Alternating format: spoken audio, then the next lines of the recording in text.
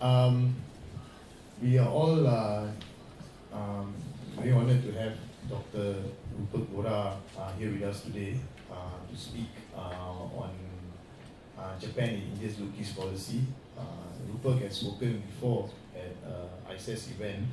Rupert is assistant professor at the Pandit Dindayal Petroleum University in India. He's held visiting appointments in places like Cambridge, in Japan, in Australia, and he was just talking to him very recently. He was at a conference in Jakarta organized by the Indonesian Defense Ministry. Of course, Japan and India, ever since Modi became Prime Minister, has been a very hot topic. People have been talking about it.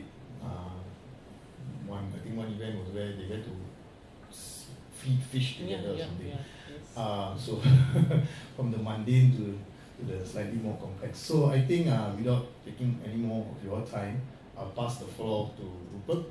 Take about 45 minutes, 50 minutes, and then leave some time and we can have some question and answer. Rupert, the floor is yours. Thanks. Thank you.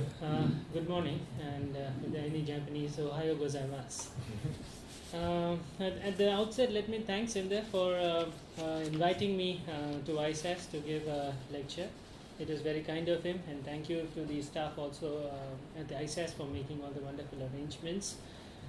So as Sindhu has rightly pointed out, I'll be talking mostly about Japan-India relations after the new Prime Minister has taken over. I'll do touch upon the relation in the past, but this is more about the Japan-India ties under the Modi administration. And as Sindhu rightly pointed, I presented a seminar on Japan-India maritime relations last time when I was here in Singapore last year. But what he did not mention is that I was about to do a blunder when I was about to actually go to the old place in the tower block, and only last night I realized that ISAS has shifted. So I saved myself and Sindhu a major blunder. So anyway, without any further ado, let me go straight into the topic. So, Japan and India's Low-Keys policy under the Modi administration, prospects and challenges. I think, do you mind if I sit? Actually, since I'm a teacher, I'm quite used to standing for long periods. Do you want to It's okay, yeah. I find it easier to talk when I stand. Sure. So, I begin with this quote of Shinzo Abe, the Japanese Prime Minister, when he visited India as the chief guest at the Republic Day functions last year. So he said, and this is a quote from, and I've given the source, this is AMU website, the relations between Japan and India have the greatest potential of any bilateral relationship anywhere in the world. So this is the Japanese Prime Minister saying this at the joint statement which was released after Prime Minister Shinzo Abe visited India in January last year. So taking this statement as a crux, I'll analyze that what is the state of the relations between Japan and India and what has changed after Prime Minister Modi has taken office in India. One of the good things about Japan-India relations is that there is cross-party support for stronger Japan-India relations amongst all parties in India, which is not the case with, say, relations with many other countries. Because, for example, if the previous Prime Minister, Dr. Manmohan Singh, wanted to improve ties with Pakistan, and one of the reasons was because he was born, one of the reasons might have been because he was born in the present-day Pakistan. But in his 10 years of office, he went to capitals all over the world, but he could never go to Pakistan. You see, because if he had gone to Pakistan, then there would have been big uproar among the other political parties. The same is the case even with relations with countries like China, relations with countries like United States. But in India, there's cross-party support for the stronger ties between Japan and India. And Prime Minister Modi has taken off from when Dr. Manmohan Singh has left. So that is one of the good things to begin with. So they're starting off with an advantage, and no historical baggage. You see, the historical which crops up in Japan's relations with most other Asian countries. For example, countries like China, countries like South Korea, Taiwan, Philippines. With many countries, the historical baggage is there. So it's like Japan and India don't have to start off with a very negative historical baggage. It's like in a Formula One race, you start up front. You get a very early start. So then India is one of the very few countries where the Japanese Prime Minister doesn't have to start with an apology. And there are no demands for an apology, which saves a lot of time on both sides anyway. So going back to the next slide. However, this is not to say that there are no issues of divergence between India and Japan. There are certainly some issues of concern, notably the issue of the civilian nuclear deal. Now, India has gone on to sign after the US-India civilian nuclear deal, India has gone on to sign civilian nuclear deals with a lot of countries. For example, with Russia, with France, with countries like Mongolia, Kazakhstan, with Australia recently. But then Japan has still not signed a civilian nuclear deal with India, even though it was touted that during the Modi visit to Japan, it was touted in the Indian press and even in the Indian academic circles that this might be the time when a civilian nuclear deal was to happen. But like Japan has kept India waiting on the civilian nuclear deal. So this is an issue of divergence. And the problem is that even with the nuclear deals with other countries like the United States, they cannot be 100% successful because many of these American corporations like Westinghouse and the French corporations like Areva, the nuclear reactors have parts of Japanese origin. So they might be Areva, they might be GE, Westinghouse, but then unless you get the Japanese to export some critical components, some of the reactors the process is still not complete. Then the issue of India's reluctance to sign the NPT and the CTBT, this has always been a talking point.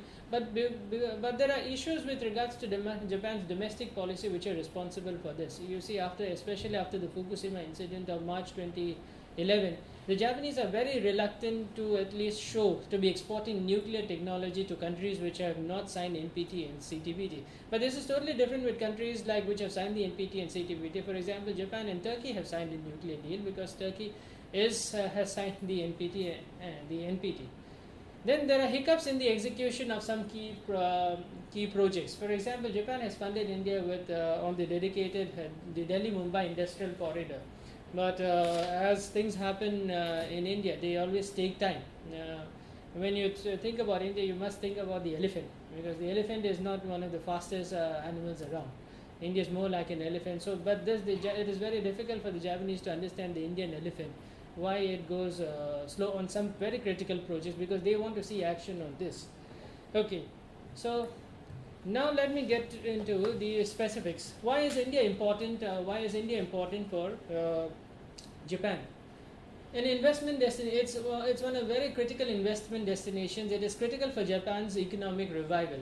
Now, you might have heard of the Prime Minister Abe's 3 arrows. One of the arrows is improving the economy.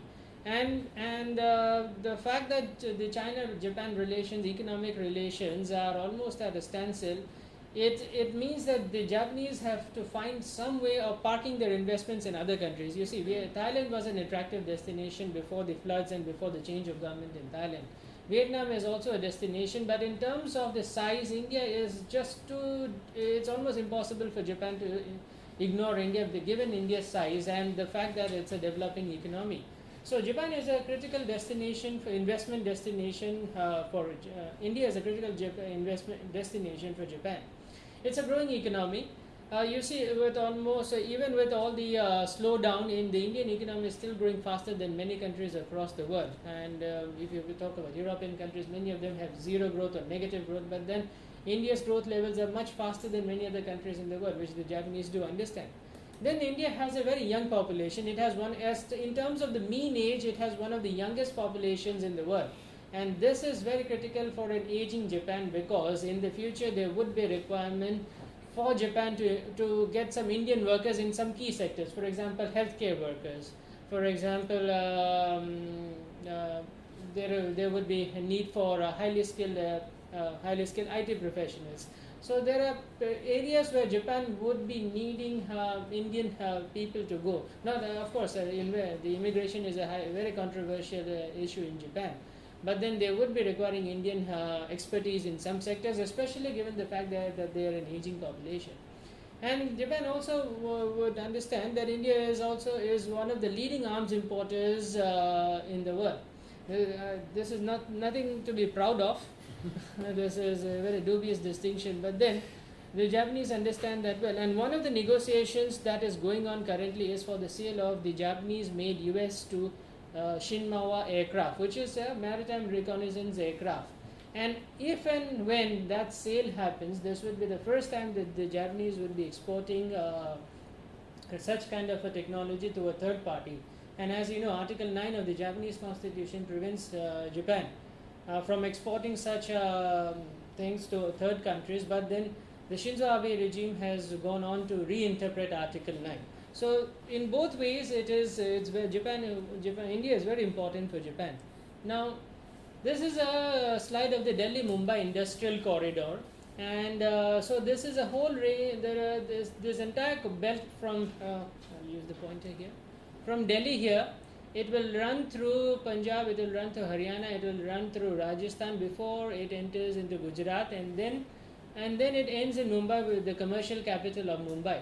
So this entire corridor, the Delhi-Mumbai industrial corridor, is being built with Japanese technological expertise and a major funding from Japan. Of course, there is the Indian government has also pitched in, but then there is major funding from Japan. And alongside the Delhi-Mumbai industrial corridor, there will be a dedicated freight corridor which will carry freight between Mumbai and Delhi. And there are proposals for smart cities, there are proposals for investment parks, there are proposals for SEZs all along the Delhi-Mumbai industrial corridor. Now, one of the major things that was holding it was the land acquisition, because you see, land acquisition is a very difficult process in India, especially given the fact that there are lots of there are farmer groups involved, there are environmental groups involved. But with the recent ordinance being issued by the government, it is hoped that this will help India to fast track the land acquisition process. Now let us see the other side of the story. Now, why is Japan important for India under the Modi government? You see, Prime Minister Modi came to power on disenchantment with a stagnant economy. During the two terms of the UPA under Prime Minister Singh, the economy had almost stagnated, especially towards the end of the second term of Prime Minister Singh. And Modi made very good use of this disenchantment. So he understands more than anybody else that he has to ensure that the economy grows. And unless the economy grows, or if it falls, if the growth rate falls, there will be questions. Then India's ambitions for a permanent membership of the UNSC also depends on a strength of its economy. So you see, India has made its case for a permanent membership of the United Nations Security Council, and as you know, it doesn't come cheap. We contribute a huge amount of troops to UN peacekeeping operations, but then economics also do matter. So he understands that in order to sell itself, India as a very attractive destination, the economy has to do well, and this goes in line with his new campaign called the Make in India. You might have seen the Make in India campaign unleashed in cities across the world. So he understands that, and for this economic progress, Japan's cooperation is very important. And the Modi-Abe beer hug in Kyoto set the tone for the next phase of the ties. So as Sindhu was mentioning in the beginning, they would feed fish, and there's the beer hug. Generally, I have been many times to Japan. The beer hug is very unlikely in Japan, even among the closest of friends. So the fact that he broke protocol, and Modi first went to Kyoto, the historical capital of Japan, and then Shinzo Abe received him in Kyoto instead of Tokyo, and they spent time with beer hugs and feeding fishes before they actually got down to the real business in Tokyo. So this shows that both the leaders are prepared to break protocol, and they're using the personal friendship to further the relations. In fact, if you see Shinzo Abe's Twitter account, there are only 3 people he follows, and one of the people he follows is Prime Minister Abe. The other 2 people is one is his wife, which is very safe, which is very safe on Shinzo Abe's part, and the third person is another, I think, a Japanese author. So you see, and even during the run-up to the visit, if you see, there was a series of exchanges on the social media between Shinzo Abe and Prime Minister Modi in the run-up to the visit. So you see, this personal camaraderie would definitely work on between India and Japan as well. And what needs to be remembered that even the CM of Gujarat, he had built up his ties with Japan, and this is the third visit. Of he had made 2 visits to Japan. Modi had made 2 visits to Japan as the Chief Minister of Gujarat. Now this was at the time when the United States and many other Western countries had refused to grant him visas. So during that time, he had gone to Japan as the chief minister of the western province of Gujarat, and then he had been successful in getting Japanese investment in many sectors in Gujarat. So he already had a deep connection with Japan, and which he is furthering after he has become the prime minister. Another important thing to note is that Japan has been the maximum chunk of Japanese ODA. ODA is Japanese Official Development Assistance, has come to India since 2003-2004, and this was at the time. And what is also important to remember is that even when after the Fukushima disaster of 2011, the Japanese ODA levels to India have not decreased as compared to ODA levels to other countries which were cut down sharply after the Fukushima disaster. But the Japanese ODA levels to India have not shrunk, and one of the biggest manifestations of that ODA is the Delhi Metro. The Delhi Metro has been funded with Japanese, majorly through Japanese ODA. Then India also requires Japan for high-end technology. You see, there are many areas, critical areas in India, especially in India's infrastructure sector and others, which need the Japanese investments in technology. For example, the smart cities, which Prime Minister Modi is now talking of, they all require Japanese investments in high-end technology. Environment is a big concern. In the environmental pollution is a big concern in India, because we have gone the way of China, and there are big environmental issues in India because of the unregulated industrialization. See, industrialization is not bad, but unregulated industrialization has led to incidents of pollution all over the country, high pollution. Even one of the river, the sacred river Ganga, which many Indians hold in high esteem, is very highly polluted. So in all these areas, we would need Japanese high-end technology. Then investment in the infrastructure sector. For example, now the feasibility study report for the Ahmedabad-Mumbai high-speed or Shinkansen is a Japanese word, or the bullet train, has been completed, and a report has been submitted. This is not in the public domain yet, and it is likely that if the report is positive, the first high-speed rail will be built between Ahmedabad and Mumbai. So this is a great leap forward for India, although as I understand, the Shinkansen technology is 50 years old in Japan, and they are now looking at the next level of technology. But for India, it's still a new technology. So investment in infrastructure sector, and this in Mumbai Ahmedabad Shinkansen or bullet train, if at all that happens, would require a dedicated track. So all these would require Japanese investments. And then investment in areas like India's northeast. So you see, India has made it clear that it is welcoming Japanese investment in India's northeast, which has been a very sensitive area because of the issues of insurgency there, because it shares international borders with many countries, including China. But the fact that the Indian government has welcomed Japanese investment in India's northeast shows that India trusts Japan more than anybody else, because this area is not open to investment by foreign countries. So this shows the level of confidence in Japan in India, especially under the Modi administration. Now, the China factor? Of course, we cannot discount the China factor in the ties. This is not to say that India and Japan relations are dependent on China, but the China definitely is a factor. See, India also has territorial disputes with China, and just like Japan. For Japan, it's a maritime dispute. In India, it's a land dispute, because there is a disputed border. China even disputes the total length of the border between India and China.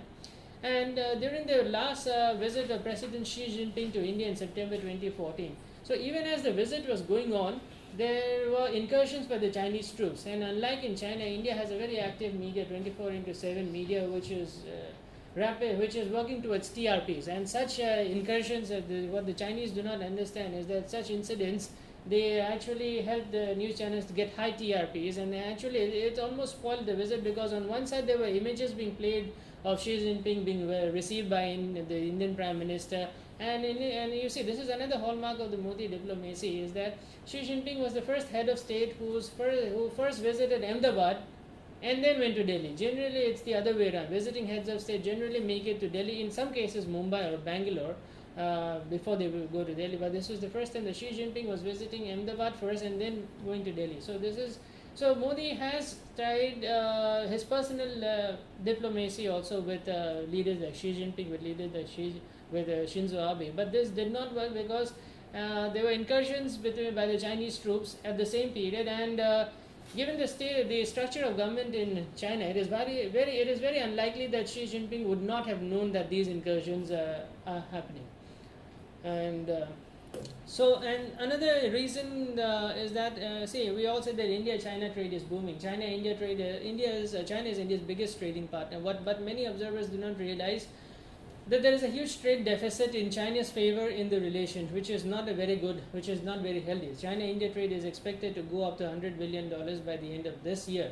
But then, if the trade deficit widens, so it is very bad news. It's not good news for India. It is very bad news for India. You now see in India, for example, in Indian festivals like Diwali, all the idols they are made in China and they look very Chinese. Even Indian gods and goddesses have turned Chinese.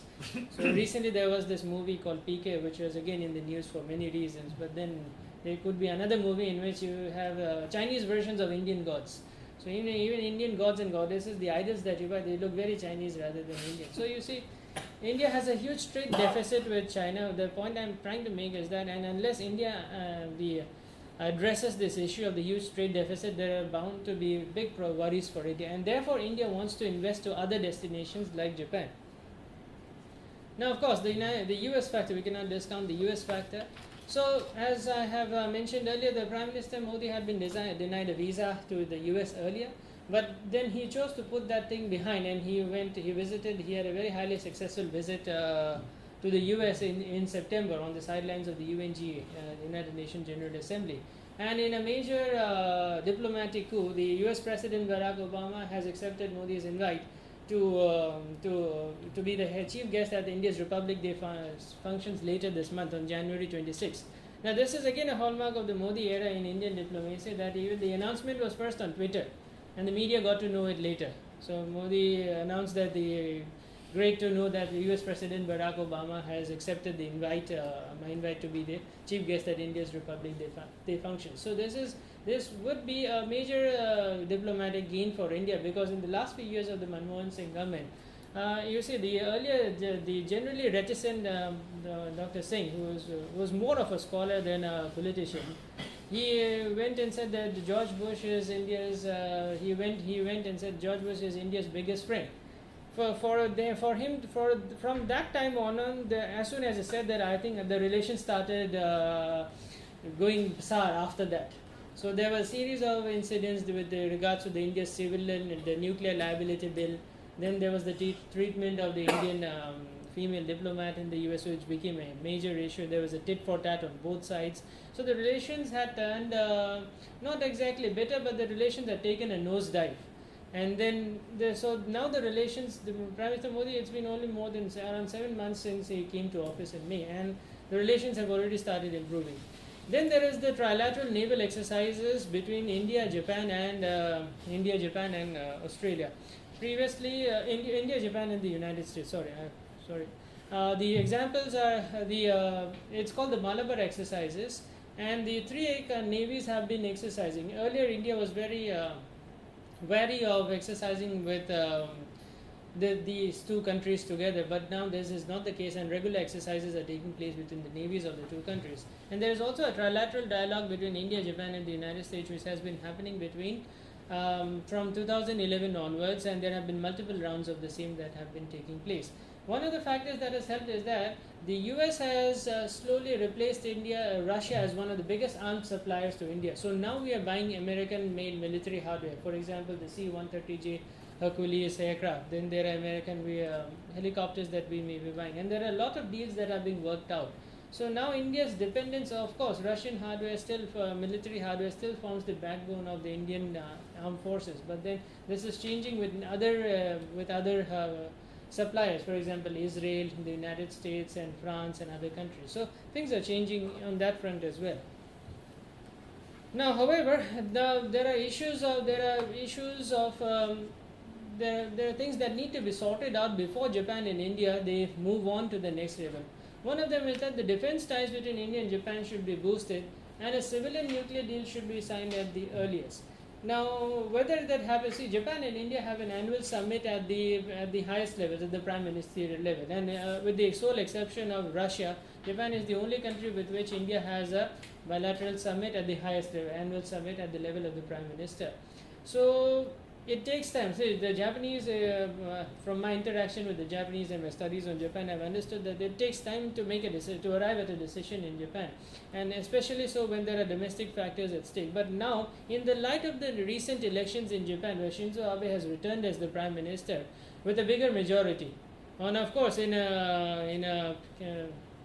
almost as they say, poetic justice to understand that the main opposition was DPJ, the Democratic Party of Japan, and now the main opposition has been replaced by the DPJ to the Japan Communist Party. Now it's very difficult for observers to understand that the Communist Party can make it so big in a very capitalistic Japan. So anyway, since Shinzo Abe has a super majority now in the Diet, just like Prime Minister Modi, who also has a super majority in the Lok Sabha, the lower house of the Indian Parliament, not the Rajya Sabha. So I think the two prime ministers should use this, because this is the best chance for them to work on a civilian nuclear deal, because on both sides I think there have been a lot of there have been a lot of energy, there has been a lot of momentum been put into the signing of a civilian nuclear deal, and as and when that happens, it will be good for both sides, also for Japanese companies, because the Indian nuclear market is a big is a big market. There are companies like the Arriva of France that have come in. There are companies like GE Westinghouse. There is this. There is even General Electric. There are Russians. They are also in the fray. And maybe I think even India and South Korea have a nuclear deal. So unless Japan takes a decision quickly, I think it will lose out on a lot. It will lose out on a lot in the Indian nuclear market. And then defense ties going between India and Japan should also be boosted. This is likely to happen with the signing of the deal between Japan and India for the supply of the Shinmawa US-2, the maritime reconnaissance aircraft. As in that, when that happens, it will be the first time that India will be importing military hardware from Japan. So this marks a change, and this marks a big change for both Japan and India, because for Japan it marks a leap of faith, because it will be exporting military hardware to a third country, and for India also it will be a big change, because India will be buying military hardware from Japan for the first time. And it is also looking at commercial aircraft. For example, the Indian aviation sector is also growing, and Indian carriers are lapping up airplanes from manufacturers like Airbus, from manufacturers Boeing and Embraer in Brazil, but they're also looking at companies like Mitsubishi, which also have small regional jets. So there are big opportunities for Japan and India to collaborate in many sectors, and therefore once the defense ties, maybe Japan and India can work together to produce some joint production of weaponry, because the Prime Minister has also laid an emphasis on indigenization of the defense manufacturing, something which is actually not picked up. It is more on paper than actually in practice. Defense indigenization has not come up. The Tatas are there, the L&T is there, but then still the majority of the military hardware that we get is still of foreign origin, and the problem is with the lack of spares. You see, we are very good at buying military hardware, but the problem comes when it comes to spares, because spares are not coming. And then we have had issues with substandard spare parts coming from CIS countries, especially with this has happened with regards to the Russian military hardware. Even the frontline Sukhois at some points the fleets at some points have had to be grounded because of the lack of spares. So if the defense route between Japan and India is improved, I think this will lead to a big change in the entire gamut of the relationship. And then Japan and India have to build on the so-called quadrilateral initiative. The quadrilateral initiative was actually set up in May 2007. This is an informal gathering between Japan, India, Australia, and the United States on the sidelines of the APEC summit in Manila. Now, soon after that, I think most of the countries, including India, Australia, and Japan, they thought that I think this is not a good time to annoy the Chinese dragon, and therefore they developed the cold feet. and this initiative actually never actually took place. Although it is not a formal gathering, it is not an alliance of any kind, but this was just an informal initiative in which they would gather together and carry out naval exercises. But then this actually never took off. And they also have to build on the cooperation seen in the aftermath of the Indian Ocean tsunami. You see, after the December 26 Boxing Day tsunami between India, which happened in the Indian Ocean region, the navies of India, Indonesia, Japan, Australia, and the United States, they formed a core group to help in the relief and rescue operations after the Indian Ocean tsunami. So this kind of cooperation also has to be improved, or this kind of cooperation also has to be speeded up. It's already happening because since 2012, Japan and India have been conducting joint naval exercises.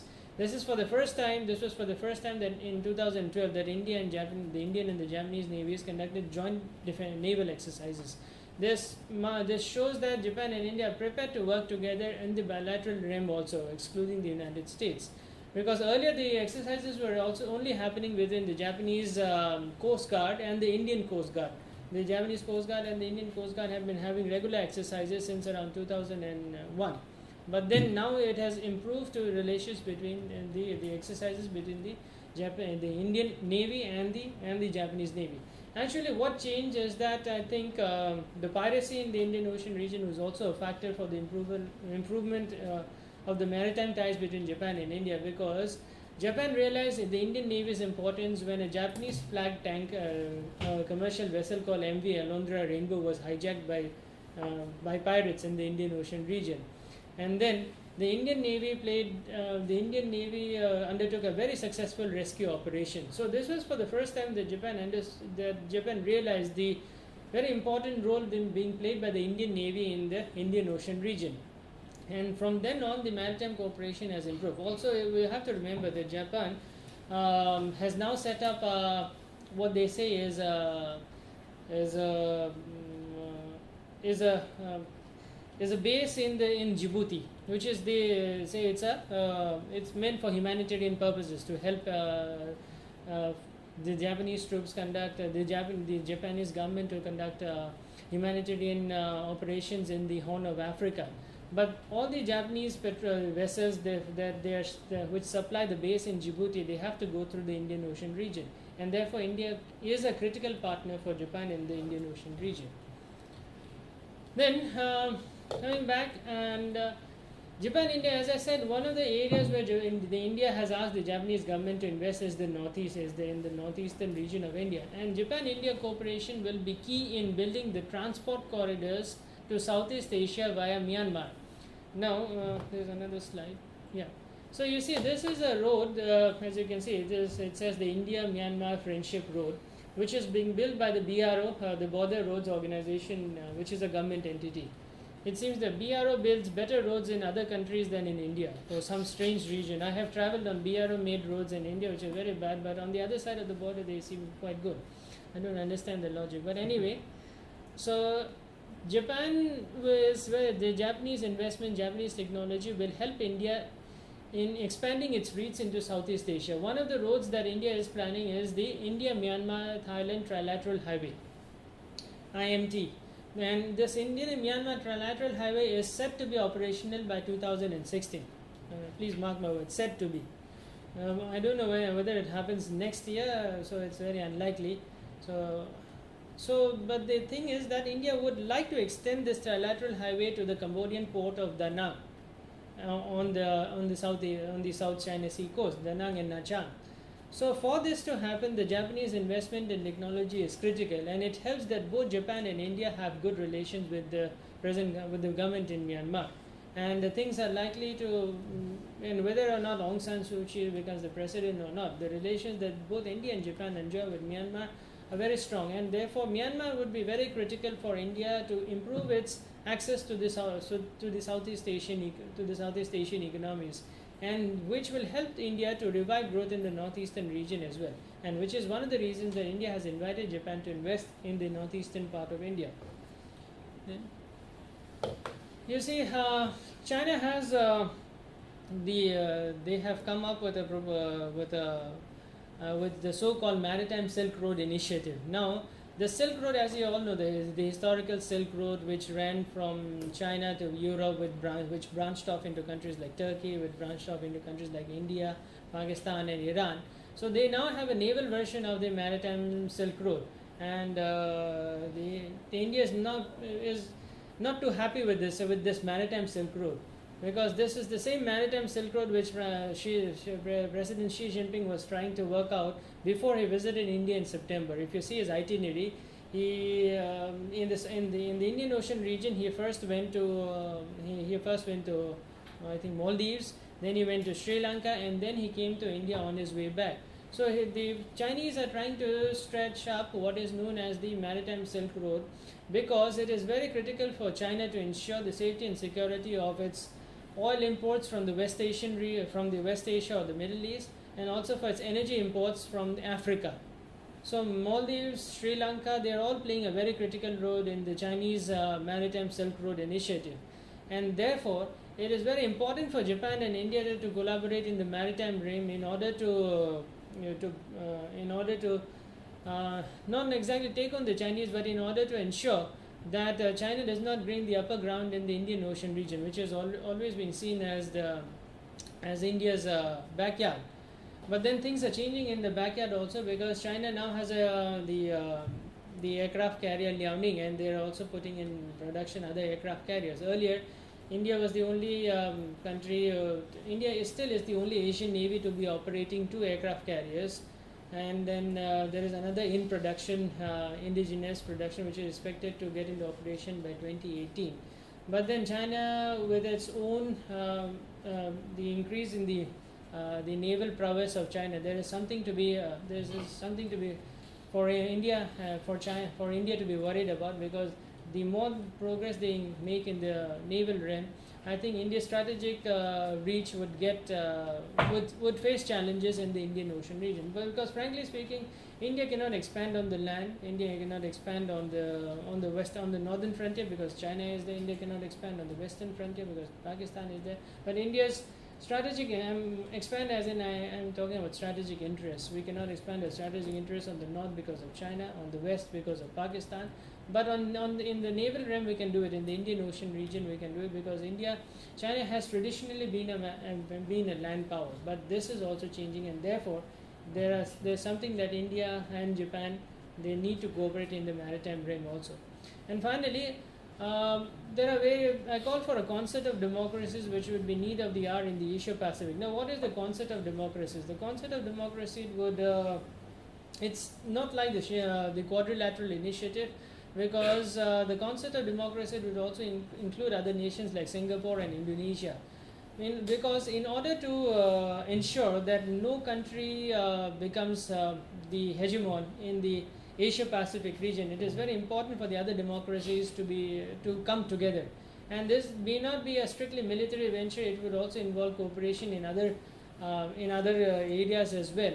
But then, I think if you see the recent trends in foreign policy, even after Prime Minister Modi has taken office, one of the most important visits he made was to Australia. And Australia, in a major role reversal, has signed a civilian nuclear deal with India and has agreed to supply uranium to India. Australia has around 40% of the world's uranium. And this was a major hiccup in the relations between India and Australia, because Australia did not want to sell uranium to India because India has not signed the NPT. But then Modi's one of the very important visits was to Australia, because he went on to ensure that Australia signed a nuclear deal with India. And not only that, Tony Abbott was the first state guest of the Modi administration as soon as it came to power. So what is the big change in the Indian foreign policy under Modi towards countries like Japan is that he is using his personal relations with the heads of state of other countries to further Indian diplomacy. And it seems that the economics will be the key criteria or key criterion which will drive the foreign policy under Modi, even with countries like Japan. For example, even though Japan and India, the civilian nuclear deal has not taken place, but that has not prevented from the Japanese from committing $35 billion in investment in the Indian infrastructure sector over the next 5 years. So you see, the Modi diplomacy is all about keeping the two tracks separate. One is the political track will be separate from the economic track. So the dispute, the differences between Japan and India with regards to the civil and nuclear deal, with regards to India's reluctance to sign the NPT, they'll be pushed on another track, and they will look at the economic cooperation. As I said, it's for Shinzo Abe also, in order to ensure that the Abe's three arrows hit the mark. One of the key arrows is the economic arrow. So for that, Japanese investment in India is very critical. So, and the fact that Japan was the first country that Prime Minister Modi visited outside the immediate neighborhood. You see, his first priority, no doubt, is the immediate neighborhood, as can be seen from the invite he extended to the heads of state of all the SAARC countries. You see, that was a major development because, and frankly speaking, I think it put Nawaz Sharif in a big in doldrums, because he was damned if you accept the invite, damned if you do not accept the invite. So that was a major, I think there was a major diplomatic gesture by India, and even with Sri Lanka, there were opposition in India in some parts of India regarding the invite extended to President Rajapaksa because of the issue of the treatment of Tamils in Sri Lanka.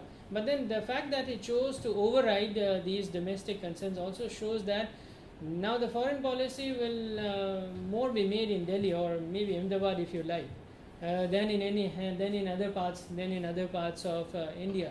So earlier, what had happened, for example, there was a river deal to be signed between India and Bangladesh called the Teesta River Agreement. But then the Chief Minister of West Bengal, Mamata Banerjee, they scuppered the deal. The same had happened with India's relations with Sri Lanka as well. But what we see is that the thing that has changed under the Modi administration, the thing is that he has taken charge of foreign policy. So much so that there was a cartoon in an Indian newspaper, because soon after taking office, Modi has made visits to Nepal, to Bhutan, to Australia, to Japan, to the United States, and there was a cartoon saying, I forgot the newspaper, saying, Mr. Modi, welcome to India, because it is so that he was shuttling abroad. He is shuttling abroad far more frequently than he is seen in India. Of course, this is the speed at which he has been going abroad has reduced now. So it shows that by making Japan for his first destination outside the immediate neighborhood, he showed that Japan is very critical for India's foreign policy under the Modi administration. And he visited Japan before he visited Australia, or before he visited the United States. In fact, he was to visit Japan soon after taking office, but then he had to postpone it because of the budget session of the Indian Parliament.